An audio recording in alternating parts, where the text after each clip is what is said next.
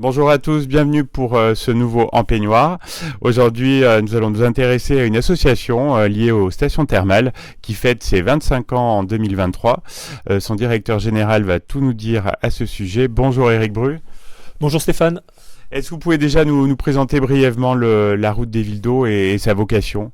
Alors, la route des Villes d'Eau, c'est une association qui regroupe 18 communes thermales à l'échelle du Massif central.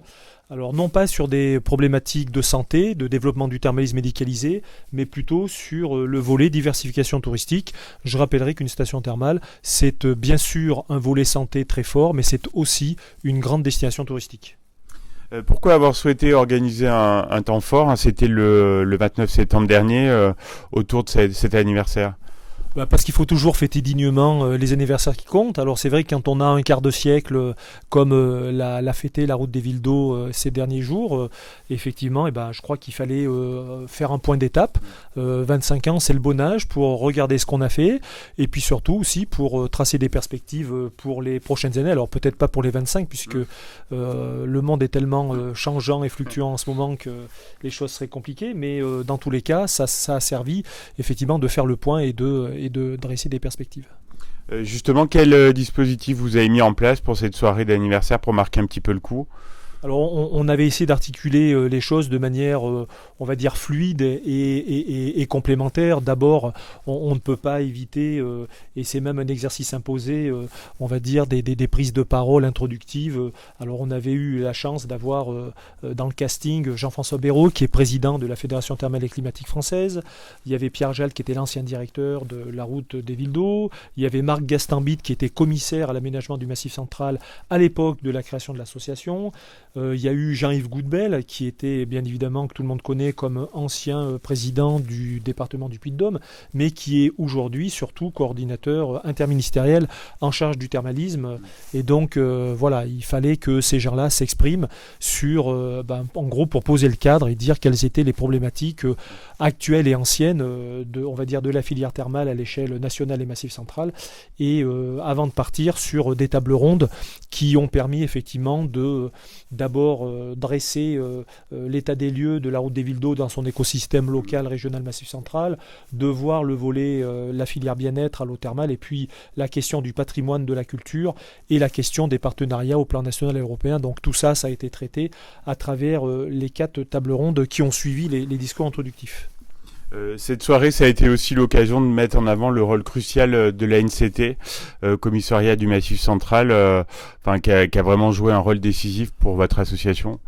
Sans la NCT, il n'y a pas de route des Villes d'Eau. Alors ça paraît un peu dur et un peu rapide de dire ça, mais sans l'impulsion de Marc Gastambide, commissaire à l'époque en 97, il n'y aurait pas eu forcément de création de la route des Villes d'Eau. Et puis les commissaires qui ont suivi ont toujours été très, très attentifs au développement de notre filière, aux actions qu'on pouvait développer. Alors ils ont été toujours bienveillants, mais en étant aussi extrêmement exigeants à travers les résultats qu'on devait obtenir.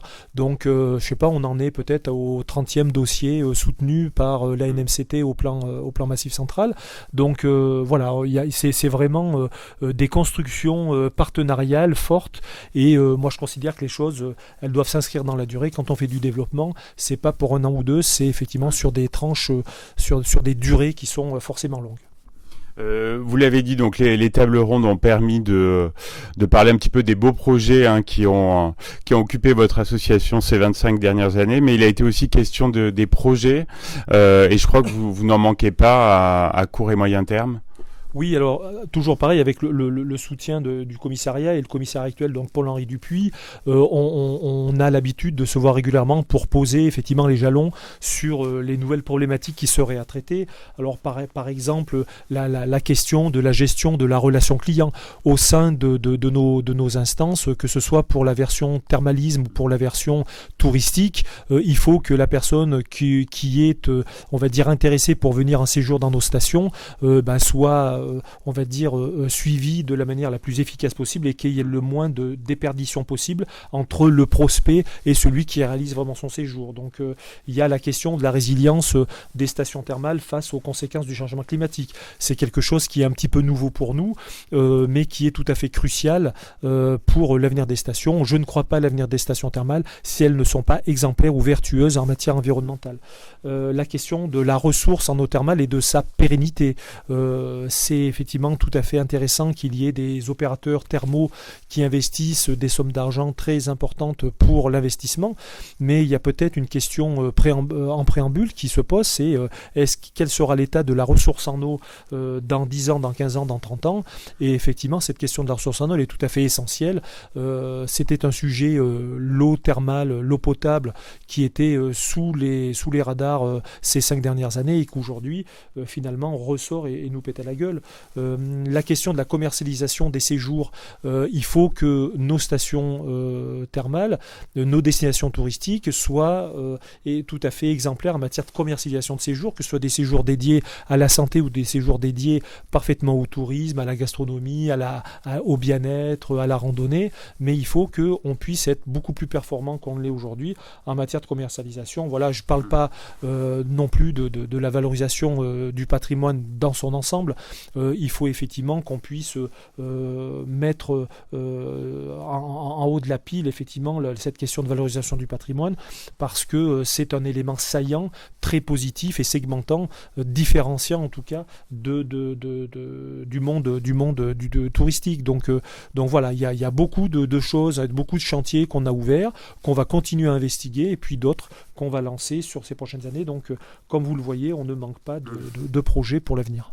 Oui, absolument. Alors, qu'est-ce qu'on peut vous souhaiter à l'occasion de cet anniversaire, de continuer sur cette lancée et toujours un petit peu d'innover Et dans 5 ans, qu'on puisse fêter peut-être dans de bonnes conditions le 30e anniversaire. Dans 25 ans, qu'on puisse fêter le demi-siècle.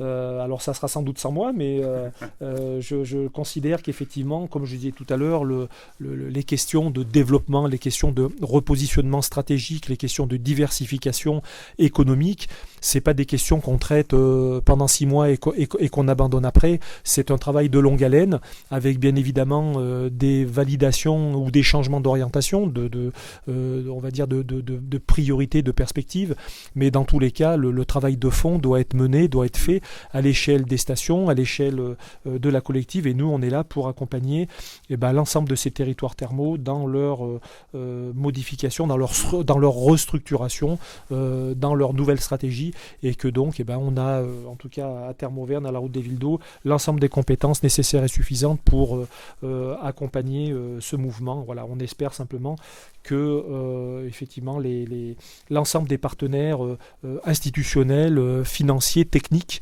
continuent à nous accompagner dans ces démarches de repositionnement. Alors Eric, vous êtes un habitué de l'émission, donc vous connaissez la question rituelle de fin d'émission. Quand vous êtes-vous retrouvé en peignoir la dernière fois ? Alors, je ne vais pas parler de mes expériences personnelles, je vais dire intimes chez soi à la maison, parce que ça, tout le monde est en capacité de répondre. Non, c'était plutôt le dernier événement collectif en peignoir qu'on ait fait. C'était à Baden-Baden avec l'Association européenne des villes thermales, dont j'assume une vice-présidence, et où effectivement on a pu mettre l'ensemble des partenaires et des amis de l'Association européenne des villes thermales historiques en peignoir et bénéficier des installations absolument exceptionnel de Baden-Baden en Autriche pour effectivement valoriser encore une fois à l'échelle européenne la démarche vertueuse des accros du peignoir, qui consiste à décomplexer l'approche que peuvent avoir les gens sur l'activité bien-être et faire en sorte que finalement cette colonie, ces ambassadeurs des accros du peignoir puissent prospérer aux 4 coins de l'Europe, si jamais l'Europe avait 4 coins. Voilà. Et je crois que vous allez bientôt à Budapest, donc vous nous ramènerez une belle photo en peignoir. Bien évidemment. Vous pouvez compter sur moi, Stéphane. Merci beaucoup Eric, à bientôt. À bientôt.